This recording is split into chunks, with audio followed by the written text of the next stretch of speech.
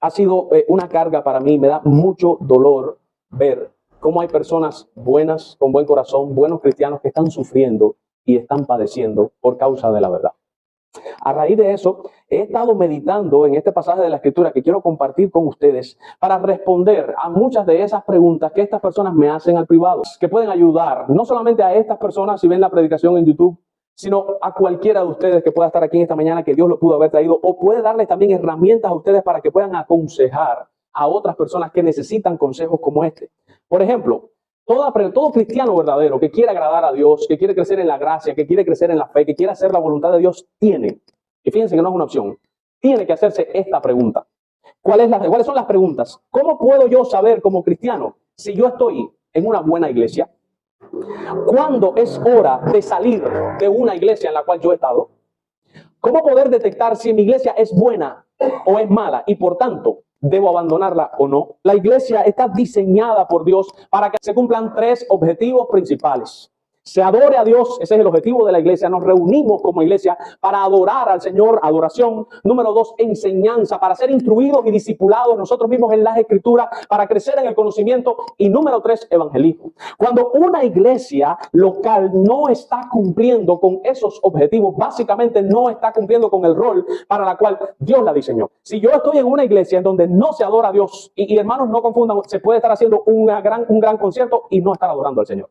Entonces no se puede confundir culto con concierto, que eso está pasando mucho. Hoy día en las iglesias empiezan a cantar, no involucran a la iglesia en el canto congregacional. Es un grupo de alabanza que está haciendo alarde de sus tonos, de sus cuerdas vocales, con una complejidad muy grande que la congregación no se puede unir, y se está violentando la adoración corporativa que enseña la Escritura, en donde toda la iglesia debe cantarle al Señor, no solamente un grupo de alabanza. Se están poniendo luces de colores como si fuera la iglesia una discoteca, y realmente está mutando, y no es tanto un culto, es tanto como un show, es más un concierto, es un circo diseñado para que las personas que vienen se sientan bien. No se ve a Dios como el huésped, no se ve a Dios como la audiencia a quien yo tengo que agradar. La audiencia a la que tengo que agradar son la gente que están aquí abajo, y el culto ha quitado a Dios del centro y ha puesto al hombre en el centro. ¿Qué es lo que les gusta a ustedes? El son, vamos a cantar tocando son. ¿Qué es lo que está de moda? El reggaetón, vamos a cantar reggaetón con letra cristiana para que ustedes se sientan bien. Cuando una iglesia sustituye la centralidad de Dios y quita a Dios y dice, no, la gente se tiene que sentir bien y no Dios se tiene que sentir bien,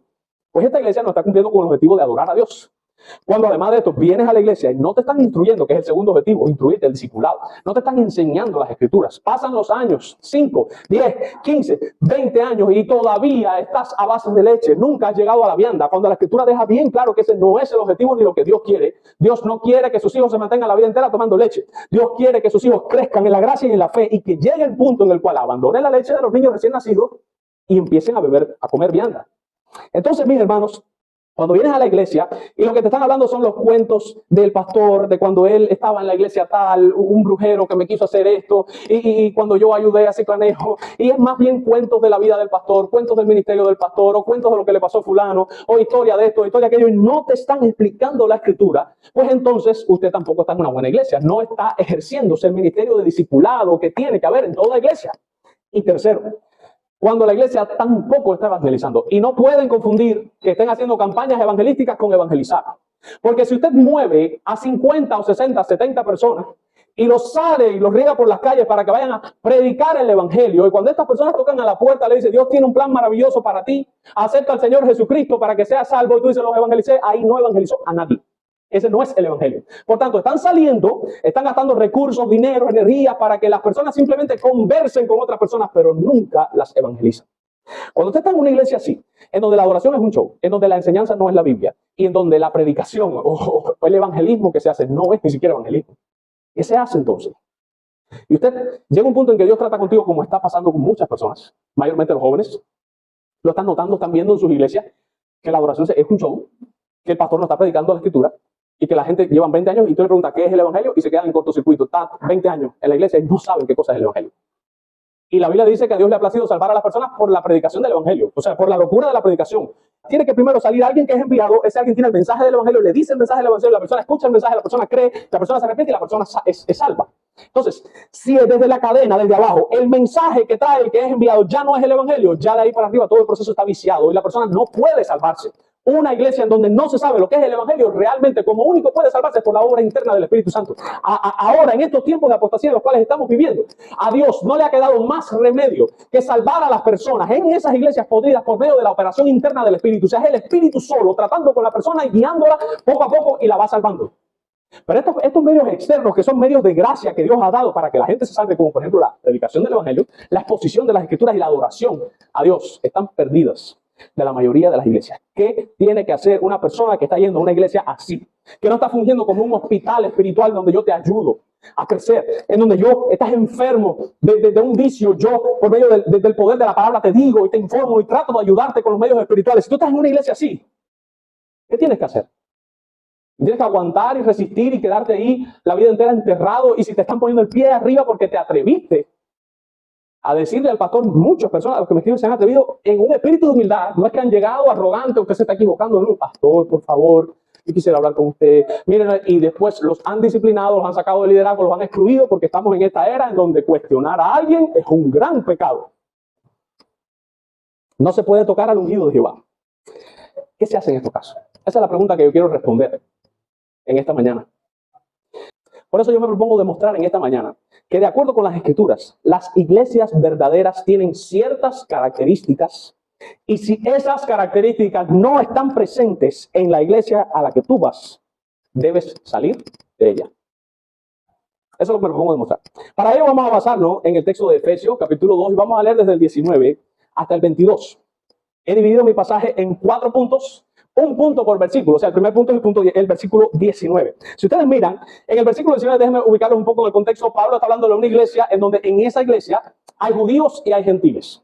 Recuerden que anteriormente al pacto de gracia, o antes del Nuevo Testamento, los judíos y los gentiles no se llevaban muy bien. Los judíos hacían rechazo a los gentiles. Los gentiles eran tratados así como gente. La idea es paganos, mundanos. Eran como lo que no está bien, con quien no debemos mezclarnos. Y entonces, en este nuevo pacto, ustedes saben que los gentiles son incluidos en el pacto de gracia, y ahora estamos en presencia de una iglesia local en donde hay judíos y hay gentiles.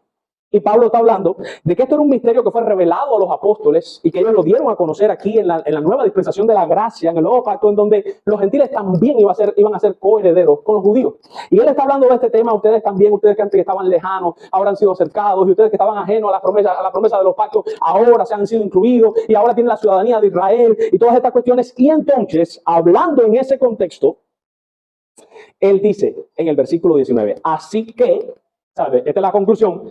Ya no sois extranjeros, ya no sois advenedizos, sino que ¿qué cosa sois? Conciudadanos de los santos y miembros de la familia de Dios. Esto es lo primero. Ya ustedes no son un inmigrante en un país sin papeles. Ya ustedes son parte de esta ciudadanía. Ustedes son parte de la familia de Dios, ustedes son parte del pueblo de Dios. Eso se le está diciendo a los gentiles. Por tanto, la primera conclusión que podemos sacar de una verdadera iglesia es que una verdadera iglesia es una unidad. Noten los símiles que utiliza la Escritura. Miren el versículo 16, como dice, mediante la cruz, reconciliar con Dios a ambos en un solo cuerpo. O sea, está comparando a la iglesia con un cuerpo. Más adelante, en el versículo 21, dice, en quien todo el edificio bien coordinado, lo está comparando también con un edificio. En el versículo 19 lo está comparando con la familia, dice, miembros de la familia de Dios. O sea, las imágenes que está usando Pablo es un cuerpo, un templo, una familia. O sea, una iglesia local sana es una unidad. ¿Qué podemos aprender de esto? Es una iglesia que no está dividida. Es una iglesia que no está dividida. Es una iglesia que es una sola unidad. Está unida en un solo cuerpo. Por eso yo les digo, la adoración tiene que ser corporativa. No es la adoración de los que están parados acá antes. Todo el mundo tiene que adorar. Somos un cuerpo. Todos adoramos juntos al Señor. Está orando uno, pero todos los demás están haciendo la misma oración, respaldando al hermano, porque es una oración corporativa. Estoy predicando yo, por ejemplo, pero todos estamos estudiando el mismo pasaje. Y todos, yo lo estoy guiando, pero todos estamos estudiando el mismo pasaje. Todos juntos como un cuerpo. Todo se hace de manera corporativa. Somos un cuerpo, somos una familia, somos un solo edificio. No hay dos edificios, ni hay tres ni cuatro. ¿Ya? Estamos unidos. Eso es una buena característica. Entonces, esto es lo primero. Es una familia, es una unidad. Lo segundo, versículo 20. Dice, edificados sobre el fundamento de los apóstoles y profetas, siendo la principal piedra del ángulo Jesucristo. Presten mucha atención, porque aquí sí me voy a detener un poco más. Hay varias características que tiene que tener una iglesia para que sea una verdadera y una buena iglesia, en la cual usted debe quedarse. De acuerdo a lo que está diciendo Pablo aquí, número uno, tiene que estar edificada sobre el fundamento de los apóstoles y profetas y Cristo siendo la principal piedra del ángulo. Vamos para allá. ¿Qué cosa es el fundamento de los apóstoles y profetas? ¿Y en qué sentido Cristo es la cabeza principal del ángulo? En este pasaje, Pablo se está refiriendo a cuál tiene que ser la doctrina de una iglesia verdadera y una iglesia buena. Una buena iglesia tiene como fundamento en el cual ella va siendo edificada lo que enseñaron los apóstoles y profetas, siendo Cristo mismo la principal piedra del ángulo. Ahora, la piedra del ángulo, vamos a empezar por aquí, noten que dice que Cristo es la piedra del ángulo. O sea, que el fundamento de los apóstoles y los profetas es cristocéntrico. Todo tiene que ver con Cristo. Vamos a empezar por ahí. Cristo es el centro de la doctrina de una sana iglesia. Cristo es la piedra del ángulo. ¿Qué cosa es la piedra del ángulo? La piedra del ángulo era una piedra que era lo primero que se cortaba. Cogían un pedazo de piedra grande y la cortaban cuadrada. Tenía que estar totalmente simétrica con los ángulos de 90 grados por todos los lugares. Y ubicaban la piedra del ángulo, iba en una esquina, en un ángulo. Ahí ponían la piedra y esa era la piedra que guiaba todo el resto de la construcción. Había que seguir la línea por la piedra por este lado y la línea por acá para que se hiciera el edificio. Y esa era la piedra del ángulo. Esa piedra del ángulo era la que determinaba cómo iba a quedar el edificio, si iba a quedar bien estructurado. Si la piedra, si en algún momento alguno de los arquitectos o de los constructores se salían un poco del ángulo de la piedra, salía hacia afuera en la pared, la piedra del ángulo, una quillita con la cual tropezaban las personas. Y por eso es que la Escritura se refiere a Cristo como la piedra del ángulo con la cual algunos tropiezan y roca que hace caer. Por tanto, esto era normal. Si salía mal la construcción, si no seguían al pie de la letra la línea del ángulo que daba la piedra sobresalía y las personas podían tropezar en la piedra y caer. Ahora, también esta piedra es clave aquí en la mentalidad de Pablo porque la piedra del ángulo une dos paredes. Y recuerden la idea, él está hablando de judíos y gentiles. O sea, él les está diciendo, Cristo es lo que los une a ustedes.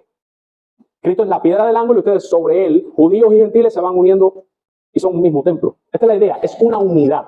Lo que une a la iglesia, de acuerdo al pasaje, es Cristo. Cristo es el centro de esa unidad. Ahora bien, Cristo es la piedra del ángulo, pero él es la esencia del fundamento de los apóstoles.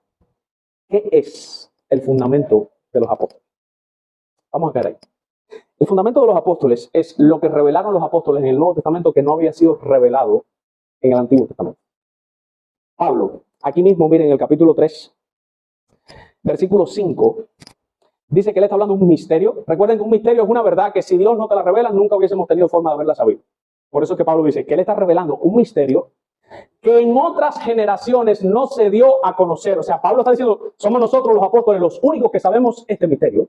Anteriormente, los profetas del Antiguo Testamento no sabían este misterio. Por eso dice, en otras generaciones no se dio a conocer a los hijos de los hombres, es ahora. De hecho, él lo dice, como ahora, en el tiempo de ellos, como ahora es revelado a los santos apóstoles y profetas por el Espíritu. O sea, Pablo está diciendo, nosotros, los apóstoles y profetas, traemos una nueva revelación, un misterio, y lo tenemos nosotros nada más.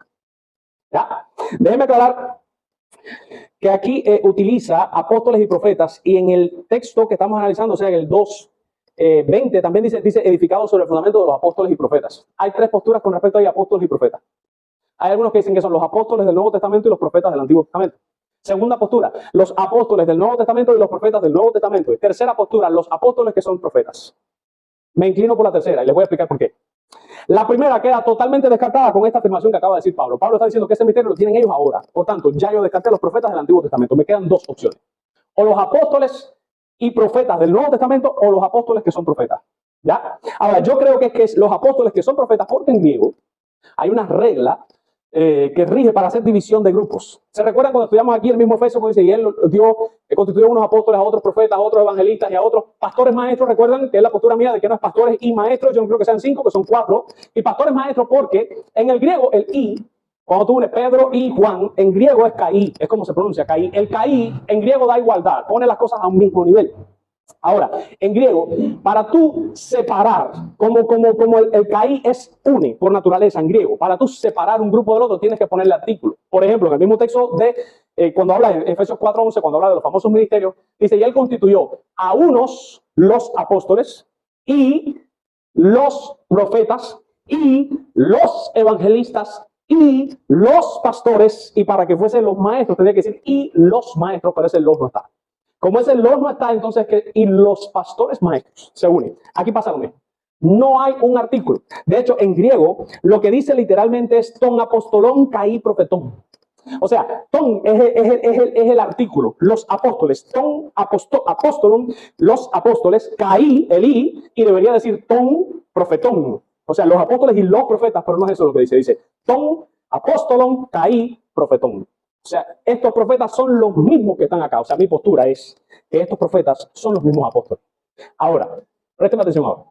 Si estoy diciendo que una sana iglesia, de acuerdo a lo que Pablo está diciendo, que tiene que estar sobre el fundamento de los apóstoles que son profetas, entonces hay que buscar en el Nuevo Testamento qué fue lo que revelaron los apóstoles, que fue nuevo, que no se había revelado en el Antiguo Pacto, que no se había dicho nunca, y ese es el fundamento de los apóstoles y profetas. De acuerdo, y obviamente yo no puedo ir citando pasaje por pasaje, porque si no, nos cogería aquí el Armagedón. Yo hice un párrafo en donde yo redacté lo que a la luz del Nuevo Testamento yo estoy viendo que revelaron los apóstoles que no se había revelado anteriormente. Esto es lo que entiendo que es el fundamento de los apóstoles. Recuerden, estoy diciendo que una verdadera iglesia está fundada sobre esto. Esto quiere decir que cuando yo diga todo este párrafo que está aquí, si usted conoce una iglesia, que la doctrina de la iglesia no sea esa que voy a decir aquí ahora, fácilmente usted puede descartar a esa iglesia.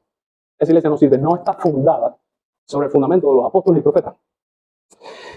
¿Qué fue lo que revelaron los apóstoles? Lo que revelaron los apóstoles es que la segunda persona de la Trinidad, antes de la fundación del mundo, se puso de acuerdo con el Padre para ejecutar un plan que fue el Padre el que lo diseñó. O sea, Cristo se puso de acuerdo con el Padre diseñó un plan y le dio la orden a Cristo de que él tenía que ejecutar ese plan.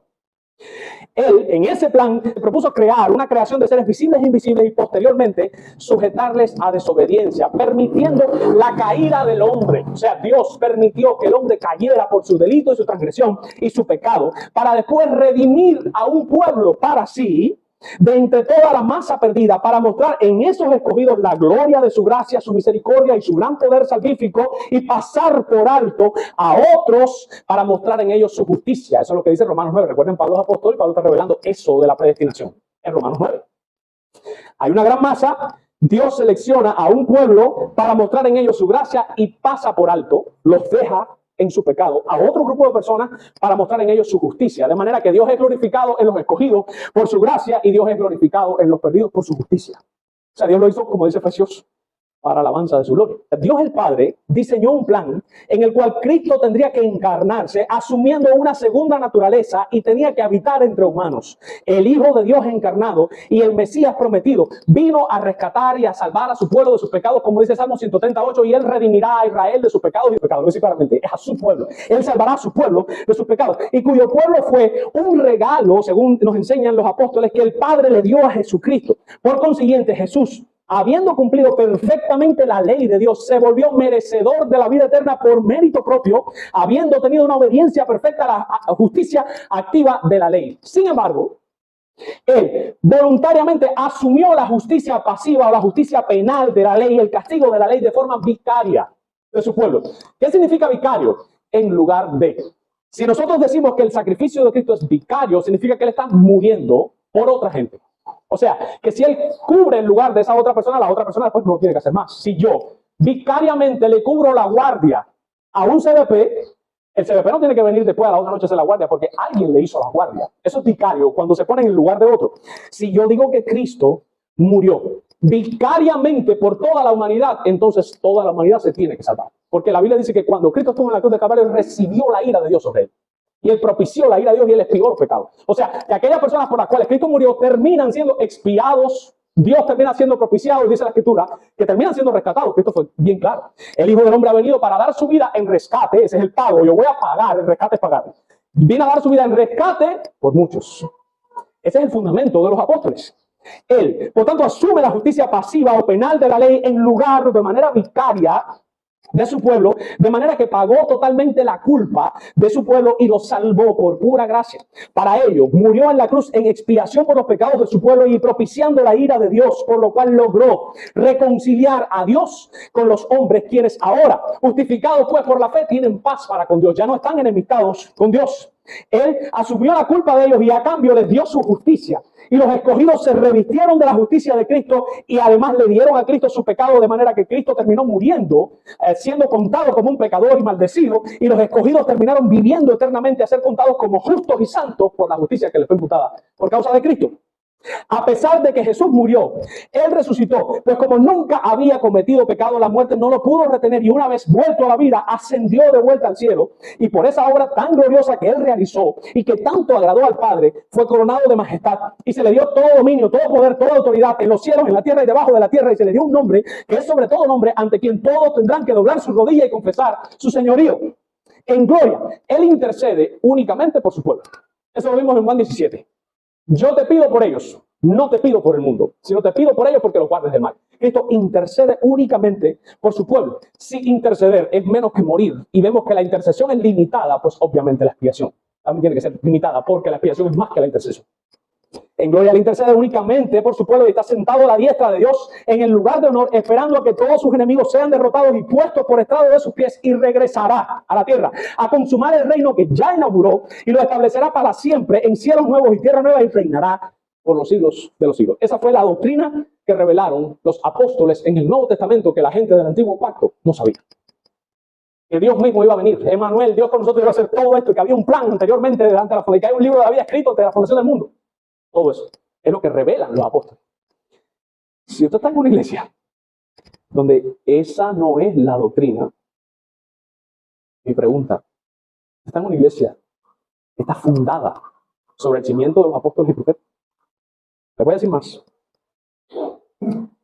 Y anoche estuve orando, estaba pidiendo a Dios que me diera la palabra correcta para describir esto. Porque no quiero sonar como que menosprecio al Espíritu Santo. No, para nada, en lo absoluto. Creo que lo que busco es honrarlo constantemente.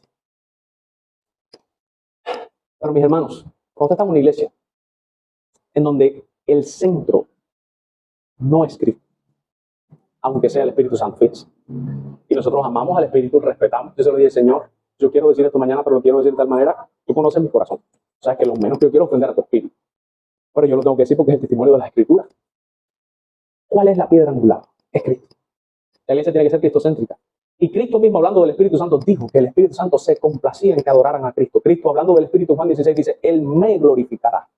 O sea, Él me dará gloria. La voluntad del Espíritu Santo es que Cristo sea el que reciba la gloria. En Efesios habla de la preeminencia de Cristo. Preeminencia significa el primer lugar. O sea, dice la Escritura que a Dios el Padre le ha placido que Cristo tenga preeminencia en todo. O sea, el primero es Jesús, no es el Espíritu. Entonces, cuando tú estás en una iglesia en donde todo, oh, Espíritu, ven Espíritu, la unción del Espíritu, y todo el Espíritu, y la revelación del Espíritu, el Espíritu, Espíritu, Espíritu, y Cristo ha quedado relegado a un segundo lugar, usted está ofendiendo al Espíritu Santo. Por eso es que el movimiento carismático es el que más afrenta al Espíritu Santo, creyendo que lo está honrando. Mis hermanos, usted tiene que conocer a la persona. Si a mí de repente yo llevo un culto aquí, cae un día de mi cumpleaños y ustedes se aparecen con un que aquí arriba, felicidades pastor, y el culto entero está enfocado en mí, ¿qué es lo que ustedes hacen conmigo? Me ofenden. Porque todo el que me conoce sabe que cuando llega el día del Padre, yo digo, no es el día del Padre, es el día del Señor. Y cuando llega el día del pastor, el culto no puede ser pastor, persistente en la oración, amante de todo. No. No es mi culto. El culto no puede girar en torno a mí.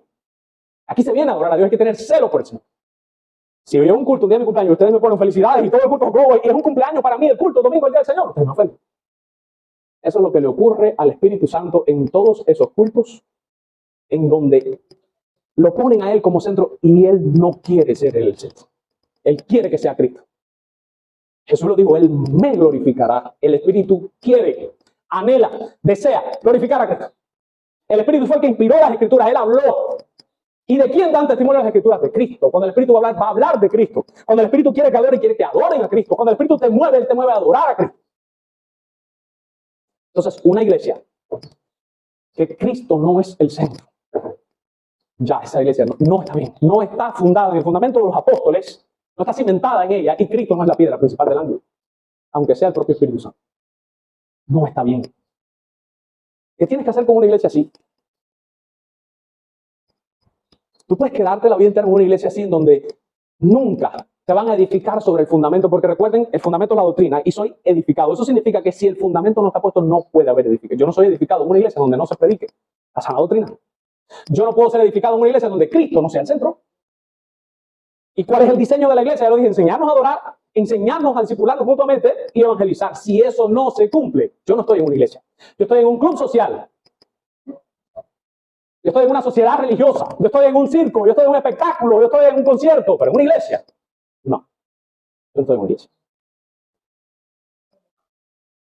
Una iglesia cuya enseñanza no sea la que acabé de leer no es una iglesia verdadera, y lo digo con temor y temblor. Porque la propia Biblia testifica en Hechos capítulo 2:42, y no lo vamos a buscar porque todos conocemos el pasaje, que la iglesia primitiva perseveraba en la doctrina de los apóstoles, la comunión los unos con los otros, en el partimiento del pan y en las oraciones. Pero lo dice claramente, perseveraban en la doctrina de los apóstoles. Y dice la Escritura que como ellos estaban en eso, dice, y el Señor añadía los que habrían de cesar. Una iglesia verdadera está correctamente alineada con la mente de Cristo. Cristo es la piedra del ángulo. Y ya les digo, si el ángulo se corre, la piedra sale y es roca que hace caer. Una iglesia bíblica está correctamente alineada con la mente de Cristo. Ahora, para yo estar alineado con la mente de Cristo, yo tengo que saber cómo piensa Cristo. ¿Y dónde se reveló cómo piensa Cristo? ¿En la Escritura? Tercero, una iglesia verdadera crece en Cristo de manera coordinada y para santidad. Miren esto, versículo 21. Dice, ¿en quién? ¿Quién es ese quién? Cristo. Y como dice, ese en es sobre. Sigue hablando de que estamos sobre Cristo. Recuerden esto. Dice que sobre Cristo todo el edificio bien coordinado va creciendo para ser un templo santo en el Señor. Vamos allí. Dice el texto que cuando esa iglesia está sobre Cristo, que es el fundamento, que es el mismo fundamento que pusieron los apóstoles y los profetas, ella va siendo edificada, y dice también, ahora habla como de un organismo vivo, o sea, como algo que va creciendo. Ahora, va creciendo, miren la parte B, para ser un templo santo. ¿En qué crece esa iglesia? En santidad. Si usted va a una iglesia donde hay luces de discoteca, no améis al mundo ni las cosas del mundo, porque todo el que ama las cosas del mundo, el amor del Padre no está en él. La iglesia no está creciendo. Hermanos, ¿qué cosa es santidad? ¿Qué cosa es ser santo? De acuerdo con la Escritura. Apartado, consagrado, dedicado a, diferente, es la idea.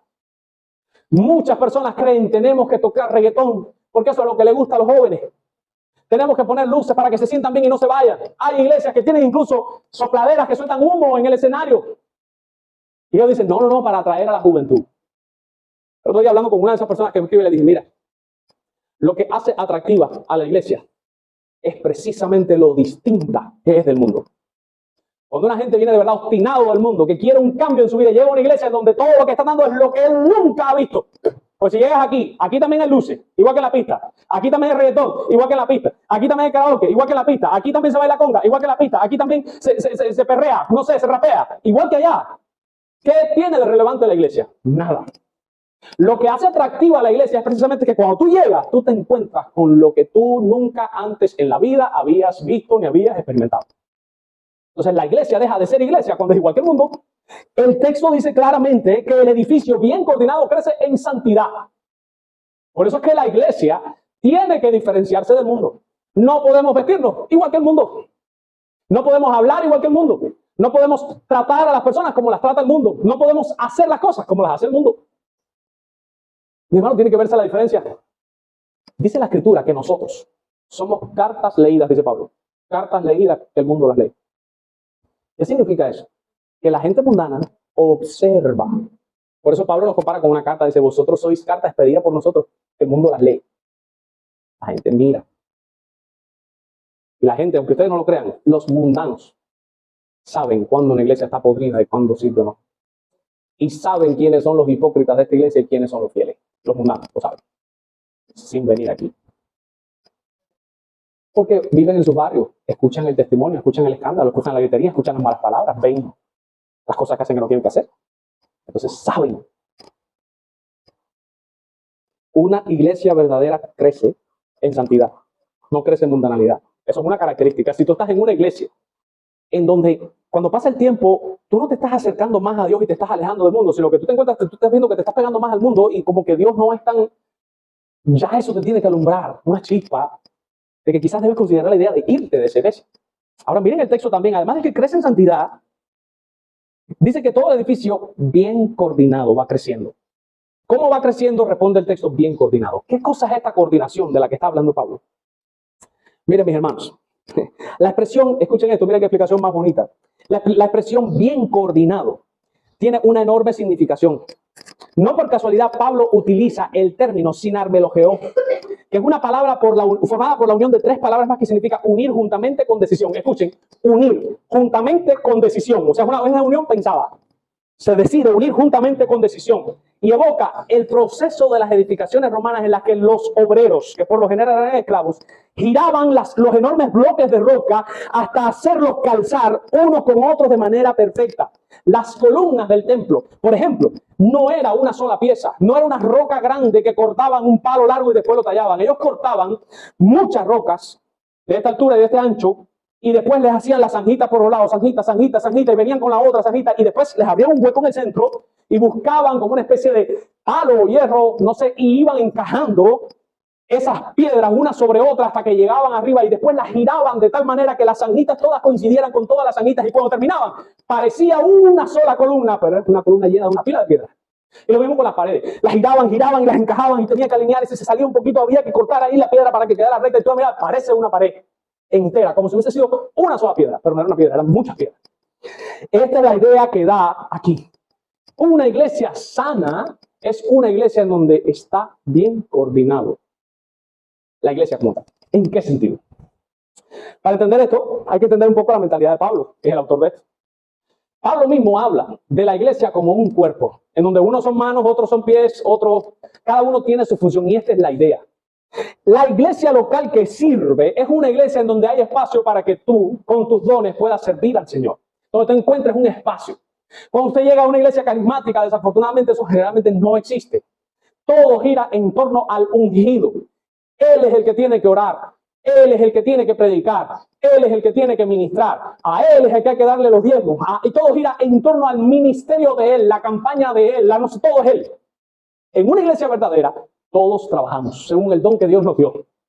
De manera coordinada, nos ponemos de acuerdo. Tú vas a hacer esto, tú vas a hacer tal cosa, tú vas a ponerte aquí, tú vas a estar allá, tú tienes que hacer esto, tú te encargas de esto. Y todos mutuamente edificándonos, aportando con los dones que Dios me dio para el bien de ustedes, y ustedes aportando con los dones que Dios les dio para el bien mío, somos mutuamente edificados. Y estando bien coordinados, dice el texto, vamos creciendo en santidad. Entonces, una iglesia local es una iglesia donde el servicio es importante, donde se procura, donde todos tienen y pueden, tienen la capacidad de hacerlo y deben servir al Señor en algún área en específica. Mi hermano, en este pasaje, miren el versículo 21, y aquí esto fue lo más difícil de toda la predicación. Dice, en quien todo el edificio, y ahí tiene un artículo. En el texto receptus viene todo el edificio, en otros manuscritos viene todo edificio. Algunos manuscritos tienen el y otros manuscritos no lo tienen. Y usted dice, ¿y qué hace eso? Hace muchísimo. Porque si está el artículo, pudiera estarse refiriendo a todo el edificio de la iglesia universal. Como que Dios va edificando la iglesia universal, todo el edificio. Pero si no está el artículo, no se está refiriendo a la iglesia universal, se está refiriendo a la iglesia local. En donde toda edificación en particular, es la idea, es edificada mutuamente. A mí me costó muchísimo trabajo decidirme, bueno, Dios mío, ¿es la iglesia universal o es la iglesia local? Porque si digo que es la universal y es la local, me equivoco. Y si digo que es la local y es la universal, también me equivoco, interpreto mal. Por tanto, tuve que buscar el contexto del autor. O sea, es Pablo el que está hablando aquí, y yo me hago la pregunta, bueno, Pablo en otra de sus cartas habló también de algún edificio o algo así, que me diera la misma idea, en donde él hablara más claro y yo pudiera más o menos ver cómo es que él ve esto. Y la respuesta es que sí. Sin irnos de ahí en donde estamos, vamos a buscar Corintios, primero a los Corintios, capítulo 3, versículos 9 y 10. Dice Pablo, porque nosotros somos colaboradores de Dios y vosotros sois labranza de Dios, y mírenlo aquí, edificio de Dios. ¿Ven? Pablo está hablando de nuevo de la iglesia como un edificio. Dice, conforme a la gracia de Dios que me fue dada, que me ha sido dada, yo como perito arquitecto puse el fundamento y otro edifica encima, pero cada uno mire cómo sobreedifica, porque nadie puede poner otro fundamento el cual ya está puesto, el cual es Jesucristo. Este texto sí me deja claro que está hablando de la iglesia local. ¿Cómo lo sé? Vamos de nuevo. Porque nosotros, miren los sujetos, nosotros, ¿quiénes nosotros? Los apóstoles. Nosotros somos colaboradores de Dios, y vosotros, ¿quiénes vosotros? ¿Quiénes son ustedes? De acuerdo a 1 Corintios, capítulo 1, versículo 1, tú miras, Pablo, llamado a ser apóstol de Jesucristo por la voluntad de Dios, y el hermano Sóstenes, a la iglesia de Dios que está en Corintio. ¿A quién le está hablando Pablo? A la iglesia de Dios que está en Corintio. Entonces, definitivamente, en Corintios sí está hablando de la iglesia local. Y está aplicando esta imagen del edificio a la iglesia local. Por tanto, es lógico concluir que hay grandes probabilidades de que en Efesios, ya que es Pablo también el que está hablando, está usando la misma ilustración, de que Pablo se estuviese refiriendo a la iglesia local. Toda la edificación, bien coordinada, va creciendo para ser un templo santo en el Señor. Y por último, versículo 22. Una iglesia verdadera es edificada en Cristo para morada del Espíritu. Escuchen esto. Colofón final. Es edificada para morada del Espíritu. Entonces te hace la pregunta, ¿qué significa esto? ¿Que puede haber una iglesia en la cual Dios no esté? Dígame si no les viene o no. Es obvio. Si te está diciendo que esta iglesia es edificada y está creciendo en santidad para morada del Espíritu. Bueno, y si la iglesia no es edificada y no está bien coordinada y no está sobre el fundamento de los apóstoles y Cristo no es la piedra, ¿el Espíritu va a morar ahí? Es un efecto dominó. Te cae que no está ahí el Espíritu. Pregunta, ¿hay algún pasaje en la Escritura que me demuestre que puede existir una iglesia que diga que es cristiana y que Cristo no esté en esa iglesia? ¿Cuál está en Apocalipsis? Miren Apocalipsis capítulo 3, versículo 20. Aquí Cristo le está hablando a la iglesia. Contexto. Este pasaje lo utilizan muchas personas para hablar de evangelismo. Yo estoy a la puerta y llamo, como si Cristo estuviera llamando a las personas perdidas. En el pasaje, Cristo le está hablando a una iglesia. No es para hacer evangelismo ese texto. Es para una iglesia. ¿Qué le dice? Vamos a ver, desde el 14. Escribe el ángel de la iglesia en la Odisea.